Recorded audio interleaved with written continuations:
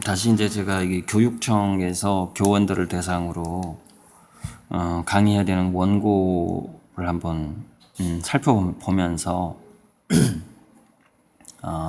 요즘에 제 생각들을 좀 마무리를 하고 싶은데요. 그러니까 최근에 좀 여러분 엑스마키나라는 영화가 개봉관이 몇 개 안 걸리고 짧은 시간에 끝나고 그랬거든요. 근데 엑스마키나에서 상당히 재밌는 광경이 뭐였냐면은 인공지능 로봇들이 자기들만의 언어를 만들어가지고 자기들끼리 소통을 해요. 그래서 인간이 깜짝 놀랍니다. 왜 알아들을 수가 없는 거죠. 근데 이게 실제로 이제 페이스북의 채팅 로봇이 자기들 채팅 로봇끼리의 언어를 만들어가지고 대화를 나누는 일이 일어났다는 거죠. 이게 인간이 시킨 적이 없는데 자기들이 스스로 언어를 만들어냈다는 겁니다. 인공지능이. 인공지능이 이제 그렇죠. 우리 훈민정음을 만든 세종대왕을 능가한 그런 상황이 왔다라는 것이죠. 근데 이제 이거는 인공지능이 워낙에 막대한 빅데이터를 처리를 해야 되기 때문에 우리 인간들의 언어는 인간들의 그 사고의 생각의 속도에 맞게끔 진화를 했겠죠, 당연히. 그러면은 인공지능의 생각의 속도가 그 인간의 최소가 200만 배 이상 빠르다고 하는데 그 생물학적인 비트의 전달과 광물 전자적인 비트의 전달의 그 속도는 기본 100만 배, 200만 배라고 하거든요. 근데 이게 이제 인공지능은 인간의 두뇌보다 훨씬 더 넓은 공간을 차지하면서도 작동이 가능하기 때문에 그러니까 수천 대의 컴퓨터를 연결시킬 수 있다는 것이죠. 그렇기 때문에 이제 몇 조 배까지 커지게 되고 나중에 이제 정말 양자 컴퓨터가 개발이 되게 되면은 인간의 생각의 속도나 생각의 능력에 몇 조 배까지 가면서도 그 양자 컴퓨터가 한 로봇의 머릿속에 들어갈 정도로 작아지기 때문에 그러니까 정말 신적인 인공지능 로봇이 신과 같은 인공지능 로봇이 탄생하는 날까지 오게 되는 것이죠. 자, 이런 상황에서 우리의 교육은 맨 뒤에 제가 이 12페이지 마지막에 교사들하고 토의 주제 4가지를 선정을 했어요. 첫째, 1. 아이들의 개성과 몰입을 방해하는 수업 방식을 어떻게 해소할 수 있는가의 문제. 그러니까 아이들의 개성과 나름대로의 몰입 방식을 우리는 공교육의 수업이 그것을 다양성으로 인정해주고 격려해줘야 되는데 지금은 통제할 수밖에 없는 상황이 되어 있거든요. 교실을 잘게 쪼개서 한 명씩 집어넣는다든지 뭔가 그런 방법이 필요하다라는 거예요. 2번, 인공지능과의 협업 능력을 기르는 방법에 대한 의견 나누기. 이거는 이제 이런 의견을 교사들이 내기는 좀 어렵겠죠. 인공지능과 협업을 하려면 인공지능이 공부하기 힘들어하는 영역을 먼저 알아야 되고 인공지능이 공부하기 힘들어하는 영역에서 인간이 어느 정도의 능력을 갖고 있어야만이 협업이 가능하겠죠. 그래서 우리 교육이 이쪽으로 가야 된다고 주장하는 것이고 3번 사회와 분리되지 않는 미래의 교실과 학교 모델을 상상해 보기. 자, 이거는 뭐냐면요. 즉시 학습과 적시 학습이라는 게 있는데 인공지능 시대에는 우리가 따로 검색을 하는 게 아니라 우리가 뭔가를 궁금해하면은 그 궁금해한 것을 알아차리고 인공지능이 해법을 제시해주는 방식으로 즉시 검색되고 즉시 알 수 있는 그런 사회로까지 가게 되거든요. 그러니까 어떤 사회에 나가서 우리가 인턴의 시간이라든가 장기적으로 우리가 초중고등학교를 보면은 사회에 나가서 이 일을 하기 위한 인턴 시간이 10년 이상 되는 거 아니겠습니까? 의사가 되기 위해서 인턴을 한 2년간 하듯이. 근데 이 인턴 기간이 점점 무의미해지거든요. 그렇게 되면은 현재 학교 교육이 인턴 기간으로서의 학교 교육 자체가 또 이게 무의미해지거든요. 그러니까 미래의 교실은 사회 곳곳으로 파고드는 방식으로 점점점 변해가야 된다는 것이죠. 그러니까 학교 안으로 기업이 들어오고 기업 안에서 학교가 생기고 하는 방식으로 이제 학교와 기업이 구분이 안 되는 거죠. 엄마 직장인이 있는 곳에 그 어린이집이 있듯이 뭔가 일이 있는 곳에 그 교육기관이 동시에 있게 되는 그런 상황 가게 되는 거죠. 지금 모기 때문에 제가 모기 잡느라고 조금. 자, 4번. 아이들이 계속 백수로 살게 될 경우를 위한 교육은 무엇인가요? 이게 굉장히 중요하거든요. 무슨 얘기냐면, 직장을 갖게 될 아이들이 더 많을 것이냐, 직장 없이 살게 될 아이들이 더 많을 것이냐를 지금 교육계는 그 전환의 방향에 있어서 굉장히 중요하게 생각을 해봐야 됩니다. 그래서 저는 직장 없이 살게 될 아이들을 현재 우리가 가르치고 있다는 점을 일단 기정사실화해야 된다고 봅니다. 왜냐하면 그래야 부작용이 없다고 봐요. 자, 너가 직장을 못 잡을 거야 라고 우리가 가르쳤는데 얘가 직장을 잡았어. 그러면 성취감이 좋겠죠. 친구들에 비해서. 사회적으로 별 문제 없이 살아갈 수 있다는 겁니다. 그러나 모든 아이들이 직장을 잡을 수 있을 거라는 가정하에 우리가 아이들을 가르쳐버리면 그 중에서 일부분만 사회적인 역할을 하게 되고 성취감을 느끼게 되고 반 이상이 또는 80% 이상이 백수, 비정규직조차 얻기 힘든 상황이 오고 있는데 저는 확실히 오고 있다고 보거든요. 그 상황에서 얼마나 자존감이 무너지겠어요. 얼마나 많은 그 범죄 충동이 일어나고 자살 충동이 일어나겠습니까? 심리학적으로 자살 충동은 타살 충동으로 바로 연결이 되거든요. 그러니까 성격이 좀 과격한 사람들은 자살을 하지 않고 남들을 해치는 방식으로 그걸 풀어버린다는 거예요. 소극적인 사람들은 남들을 해치고 싶어도 그것을 자살로 풀게 되고, 그래서 자살률과 타살률은 동시에 그래서 많아지게 되는 것이고, 자살률이 많은 사회에서 범죄율이 더 많은 것이죠. 그 욕구는 기본적으로 같은 것이기 때문에 그렇습니다. 분출이 사람들의 성향에 따라서 달리 분출될 뿐인 것이죠. 그래서 우리가 아이들이 계속 백수로 살게 될 경우를 위한 교육은 무엇이냐? 그것은 뭐냐면 바로 놀이죠. 노는 거예요. 그러니까 너 어차피 나중에 커서도 놀 거니까 지금 재밌게 노는 방법을 한번 생각해봐라 라고 나가는 것이죠. 그래서 교육 당뇨병 얘기는요, 제가 전에 했으니까 넘어가고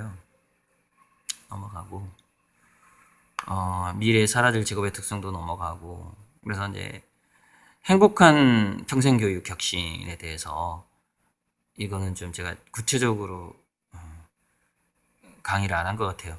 자, 국민 활동권을 보장하는 스마트 바우처 인지문화 카드가 뭐냐면은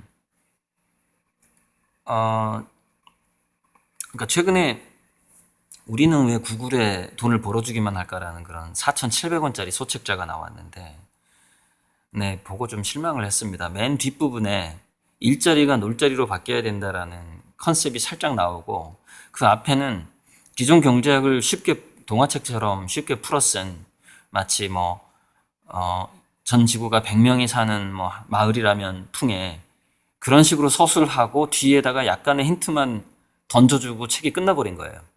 그러니까 너무 정말 지금 책들하고 지금 4차 산업혁명 관련된 그 강의의 문제점이 뭐냐면은 총론과 힌트만 주고 끝나버린다는 거예요. 강론으로 들어가지 못하고 있다는 겁니다. 그래서 제가 정말 자랑스럽게 내세우는 저의 책, 인공지능과 미래인문학, 인공지능 vs 인간지능 두뇌 사용 설명서, 인공지능 시대의 창의성 내교육, 여기에는요 저는 강론이 더 많이 들어가요. 강론이 한 70%라고 보시면 돼요. 총론은 20, 30% 내에서 끝나고. 자, 그래서 이제 또다시 제가 강론을 많이 집어넣은 소책자 하나를 이 정도 소책자 하나를 펴내려고 하는데, 거기에 들어갈 내용들이거든요. 이 스마트 바우처 인지문화 카드. 그러니까 어차피 생산적인 돈벌이로 연결되지 못하는 사람들이 노동권이 박탈됐을 때 그 사람들에게 노동권 대신에 활동권이 주어져야 된다라는 개념이에요. 국민 활동권. 그래서 간단하게 얘기하자면 취미 활동이라도 할 수 있게 국가가 뭔가를 보장해주는 제도가 필요하다라는 거예요. 그런데 왜 제가 인지문화 카드라고 얘기를 했냐면, 그 취미 활동이 우리나라의 한국형 빅데이터, 한국형 인공지능과 연결이 되면 좋겠다라는 생각인 것이죠. 그래서 우리가 구글에 유튜브를 보고 검색을 하고 하면서 네이버에서 검색을 하고 하면서 그 IT 대기업의 수많은 정보를 가져다 주고 있는데 보상은 받지 못하는, 그러니까 우리가 이제 어떤 편의를 제공받는 것인데 금전적인 보상은 받지 못한단 말이죠. 그래서 우리 인간들이 활동을 하면서 만들어낸 빅데이터가 이제 IT 기업으로, 빅데이터 기업으로 흘러 들어가잖아요. 근데 흘러 들어가는 것을 국가가 어느 정도 측정을 하고 또 거기서 로봇 자동화 세금을 거둬들인다거나 뭐 여러 가지 방식으로 돈을 많이 버는 기업들한테 세금을 받아서 한국에 들어온 외국 기업들한테도 세금을 받고 해서 그것을 다시 국민들이 활동을 하면서 또 다른 빅데이터를 만들게 해주는 것이죠. 이건 돈을 주는 게 아니라 활동을 보장해 주는 겁니다. 그런 식으로 해서 한국형 빅데이터가 뭐 네이버라든가 우리나라의 어떤 인공지능 개발에 활용될 수 있도록 물꼬를 정부가 스마트 바우처 입문카드를 이용을 해서 우리 기업들에게 더 유리하도록 뭔가 물꼬를 터주는 것이죠. 그런 개념까지 결합된 게 이제 인지문화 카드, 입문카드예요. 자, 그래서 어쨌건 넘어가다 보면 그래서 미래 교육이 다양성과 수월성으로 가야 된다. 참 여기에 제가 좀 재밌는 스토리 하나를 적어놓은 게 있는데 이게 이제 구범권 씨가 한겨레 쪽에 사람과 디지털 연구소 그쪽 소장이잖아요. 구범권 씨가 이제 그 강의를 하고 있었다는 거예요. 강의를 하고 있었는데 강의 중에 한 초등학생이 울어버렸다는 거예요. 왜 울었나 봤더니 그때 길병원에 들어가 있는 왓슨이라든가 의학의 미래에서 인공지능 로봇이 분명히 들어간다는 얘기를 하고 있었대요. 그런데 너무나 의사가 되고 싶었던 이 초등학생이 자기는 자기 꿈을 이룰 수 없구나라는 생각이 드는 순간 이제 울음을 터뜨려 버린 거예요. 근데 이제 구몽건 씨가 이제 자기 칼럼에다가 그 울게 된 의사 지망생 초등학생이 울었을 때 그 엄마가 어떻게 달랬는가에 대해서 설명을 하고 있어요. 이렇게 달랬다는 거예요. 우리 엄마 아빠는 한두 가지 직업으로 인생이 재미없게 끝났는데 니네들은 10가지 넘는 흥미로운 직업을 갖게 될 거야. 그러니까 너 처음에 의대 포기할 것까지는 없고 의대 갔다가 의사 좀 하다가 이제 병원에서 더 이상 근무할 수 없게 되면은 또 다른 흥미로운 직업을 할 수 있고 또 다른 흥미로운 직업을 할 수 있어. 이렇게 얘기했다는 거예요. 그랬더니 이제 일단 아이는 그걸 뭐 좀 더 깊이 생각 못 하니까 아이는 일단 거기에 대해서 수긍을 하고 울음을 멈췄다는 겁니다. 근데 이게 왜 말이 안 될까요? 자, 보세요. 의과대학에서 6년, 그 다음에 수련의 과정. 그 기간 동안에 다른 걸 공부할 수 있냐고요. 다른 직업으로 넘어갈 수 있는 제2, 제3의 어떤 기회를 열 수 있는 두뇌의 어떤 기능, 어떤 두뇌를 단련시킬 수가 있냐 이거죠. 그 두뇌 유연성이 꽉 찬 25살 때까지 오직 의사가 될 준비를 해서 갔는데 그 다음에 9가지 흥미로운 직업을 갈아타면서 할 수 있다고요?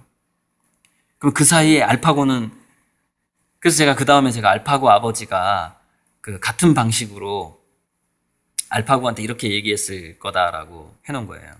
자, 허사비스가 알파고한테 이제 하는 얘기예요. 야, 너 바둑계 이제 평정했잖아. 근데 이건 시작이야. 이제 교육계하고 의료계, 요리 연구, 그 다음에 동물 키우는 분야, 거기 있잖아. 알파고 네가 갈 분야가 엄청나게 많아. 네가 먹을 피자가 굉장히 많아. 지금 너가 먹을 피자에서 8조각 중에서 너는 1조각밖에 안 먹었어. 그게 바둑이야. 아빠가 멋진 로봇 회사를 인수해가지고 너한테 멋진 몸, 멋진 목소리, 멋진 표정, 예쁜 손가락을 선물할게. 허사비스가 알파고한테 하는 얘기입니다.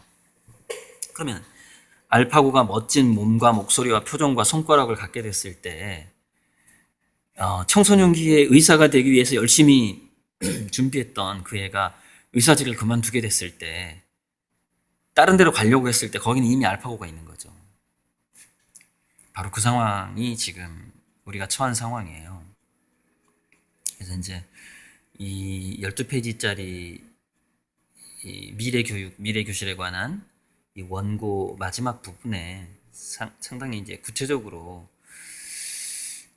공교육 콘텐츠의 다양성, 수월성을 확보하고 어디서든 학점을 취득하게 하고, 그러니까 초중고등학교 학생들이요, 학교뿐만이 아니라 학교 밖에서 학점을 취득할 수 있도록 염색하는 선생님한테 가서 염색도 배우고 포크레인도 배우고, 포크레인을 하고 싶어하는 애가 있다면 그것을 학점으로 인정해주고, 그래서 민간하고 학교가 결합되는 방식, 손을 잡는 방식으로 다양성과 수월성이 확보가 돼야 돼요.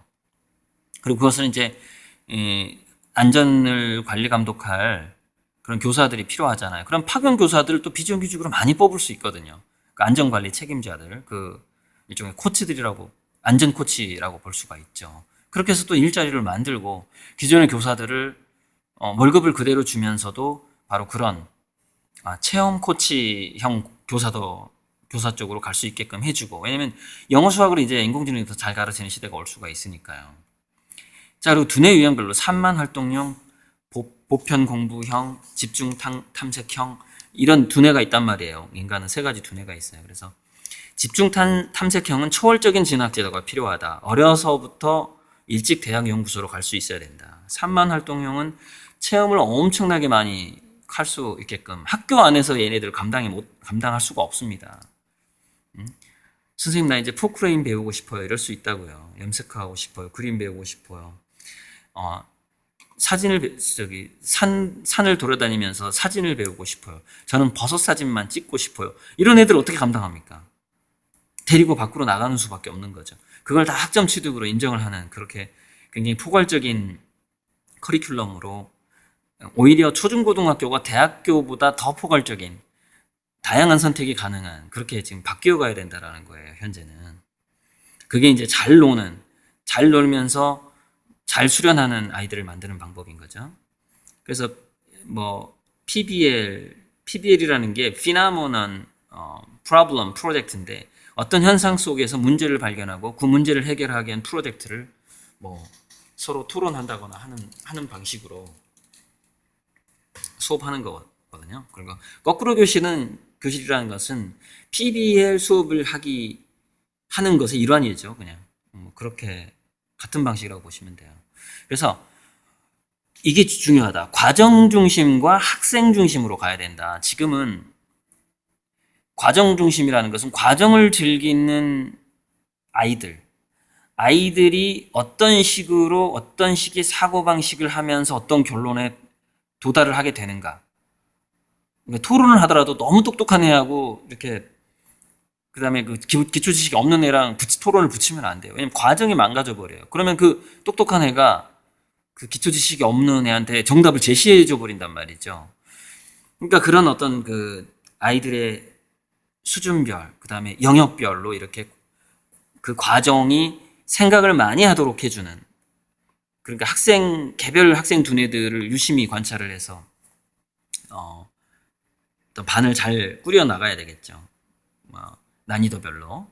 그러니까 이렇게 되면은 이제 학생은 줄어들지만 교사는 많이 필요해지게 되거든요. 지금 마침 학생이 줄어들고 있잖아요. 중학교 교실. 그러니까 교사는 많이 남아 돌고 학생은 줄어들고 있기 때문에 훨씬 다양성과 개별성을 줄 수 있는 지금 환경이 되어 있다라는 것이죠. 기회죠. 우리나라가 4차 산업혁명기에 그 혁명기를 이끌어갈 창의적 두뇌들을 길러낼 만한 아주 좋은 기회가 지금 우리 공교육의 일반 중고등학교에 닥치고 있다는 것이죠. 자, 10대 창업 활성화를 유도하자라는 거예요.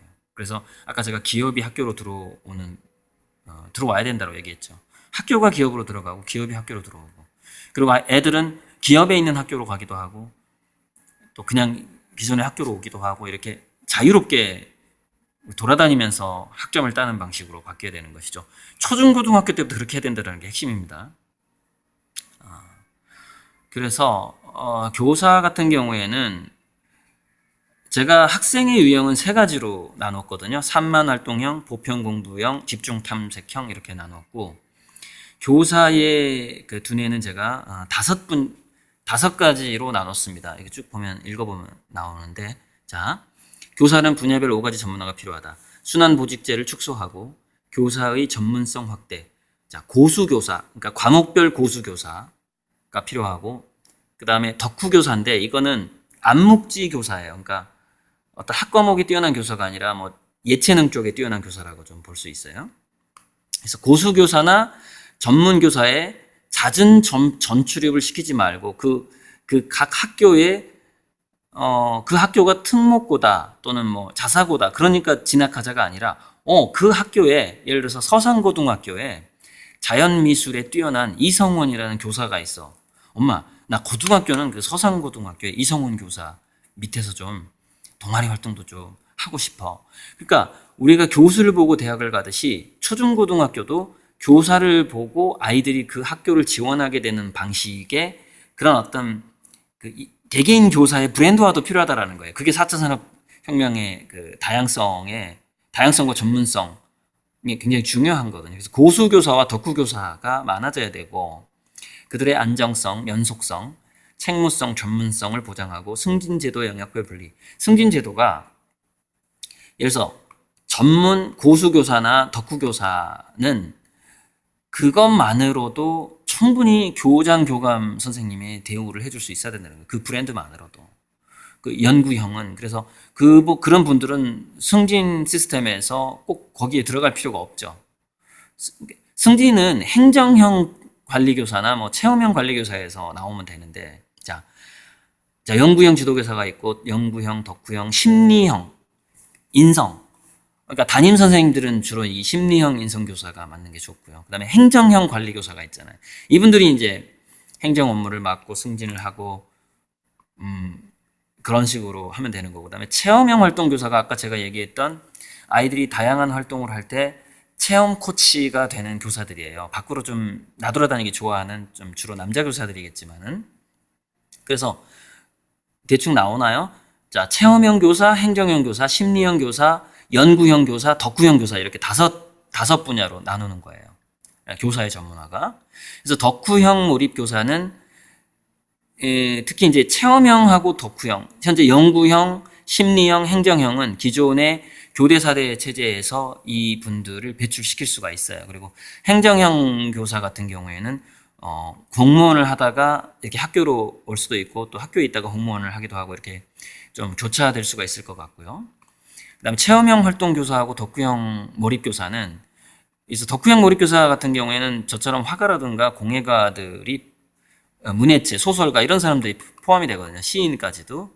체험형은 이제 주로 운동을 좋아한다거나 또는 기존에 직장 생활을 하다가 은퇴를 했다거나 잘린 실업자들 그런 사람들을 체험형 활동교사로 이렇게 뭐랄까 영입이나 스카웃을 할 수가 있고 덕후형 몰입교사는 현재 활동하고 있는 프로들한테 파트타임으로 영입할 수도 있고 아니면 학내에다가 그 사람들의 작업실을 제공해 줌으로써 특정 시간에 학생들이 그 사람들의 작업실로 들어가서 멘토링을 받고 학점을 받는 그런 방식으로 갈 수도 있고 이렇게 교사는 5가지, 학생은 3가지 두뇌 유형, 교사는 5가지 유형으로 이렇게 나누는 게 이제 제가 현실적으로 지금 공교육에서 가능한 혁신이라고 생각하는 방식이고 이게 이제 저번 대선 때 이 공약을 제가 짜서 여기저기 좀 뿌렸어요. 어쨌건 이쯤 하죠 뭐.